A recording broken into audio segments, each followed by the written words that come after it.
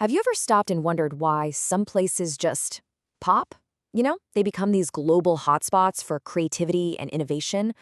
Well, let me tell you, it's never an accident. There's usually a story, a kind of secret recipe for success that's been cooking for decades.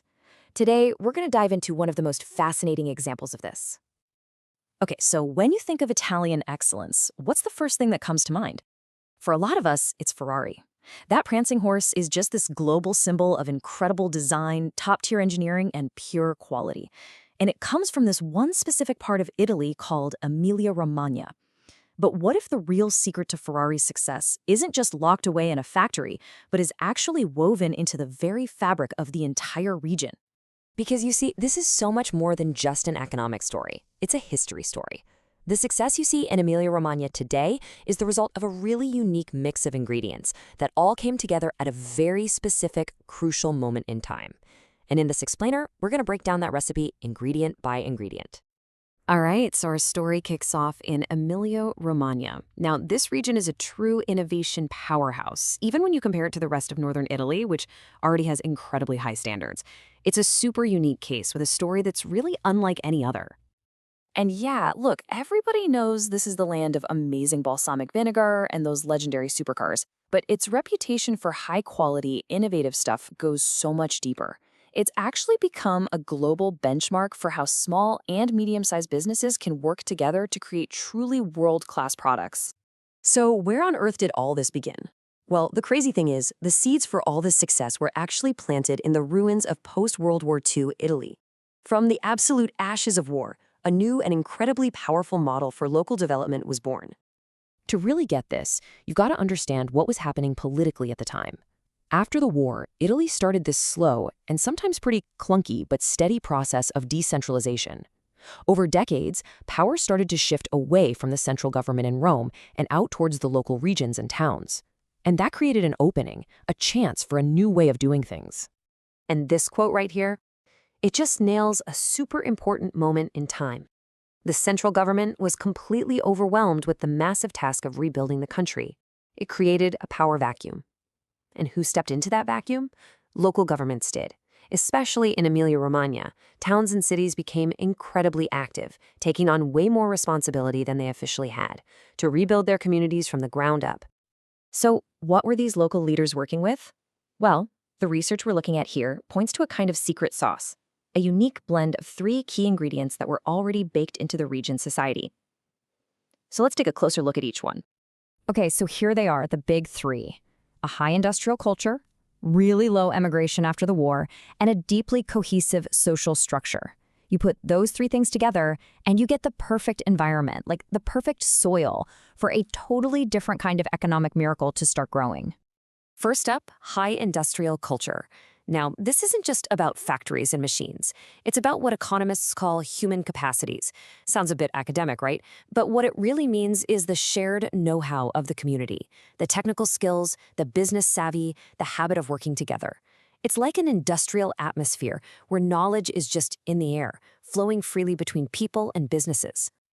Second ingredient, low emigration. Now, this is huge. Think about it. In many parts of Italy, after the war, young, ambitious people had to pack up and leave to find work. But not here. In Emilia-Romagna, they stayed. And that meant all that energy, all that ambition was kept right at home, fueling a local entrepreneurial spirit and creating a politically active generation ready to build something new. And that brings us to the final and maybe the most critical ingredient of them all, a cohesive social structure. So what does that really mean? It means people knew each other, they trusted each other. You had small business owners, their workers, local government, and there was a real sense of being in it together. This social fabric was the absolute foundation for everything that came next. It made cooperation not just possible, but natural. So you have these 3 amazing ingredients just sitting there, and the local governments, they didn't just stand by. They actively nurtured them. They strategically backed the region's small and medium-sized artisan shops. They threw their support behind cooperatives. They used local taxes to fund reconstruction and social services, and they invested a ton in schools and infrastructure. It basically created this amazing virtuous cycle. So, okay, This was a really specific recipe, born from a super unique moment in history, which naturally leads to the big question, can you actually do this somewhere else? Can you copy the recipe? Well, to explore that, the source material gives us a really compelling contrast, the Emilian experience versus the challenges facing contemporary Argentina. And the way this analysis sets it up, they're basically polar opposites. You have post-war Emilia Romagna, defined by its cohesion, a society that was literally coming together. And then you have contemporary Argentina, which this analysis presents as being defined by social and urban fragmentation. Let's see how that plays out. And this table, wow, it really lays it all out starkly. Look at social cohesion. Where Emilia Romagna had strong community ties, Argentina is facing deep urban fragmentation. Or industrial culture. The Italians valued artisan skills, but in Argentina, that culture has been fading, with its industrial schools even being dismantled for years. And all of this has a real impact on quality of life, which is strained by things like long commutes and limited free time, choking off the very conditions you need for innovation to spark. Okay, so this whole comparison really gets us to the heart of the matter for places like Argentina that want to kickstart local development. I mean, if you're missing those foundational ingredients, what's the single biggest hurdle you have to overcome? And you know what? It all comes back to that third ingredient we talked about. The analysis suggests the biggest challenge isn't just about economic policy or some grand industrial strategy. It's a deep, profound lack of social cohesion. It's a breakdown in the very trust and relationships that hold a community together. I mean, that is a huge question, right? If that foundation of trust is crumbling, where do you even begin to rebuild it?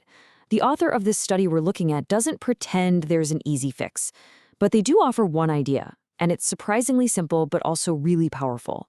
So what's the idea? It's a provocative one, presented almost as a thought experiment. What if you mandated that all children had to attend their local neighborhood public school? The logic is that it would force families from all different walks of life, different backgrounds, different income levels, to actually meet, to interact, and to start rebuilding those community bonds that are missing. And that really leaves us with this final big idea to chew on. So often we look for these huge, top-down, grand plan solutions to our most complex problems.